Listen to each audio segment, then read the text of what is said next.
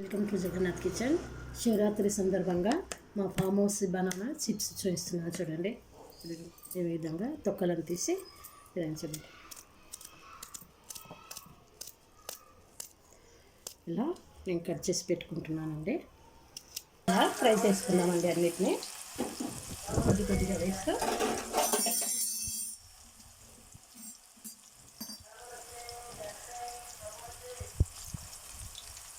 నీళ్ళను వేస్తున్నాను చూడండి.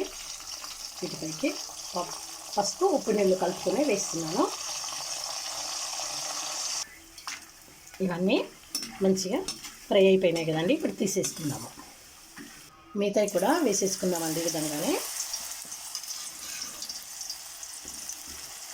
ఈ ఉపవాసం గురించి చేస్తున్నాను కూడా. ఎక్కడ కారం వేయడం లేదు, కేవలం ఉప్పు మాత్రమే వేశాను.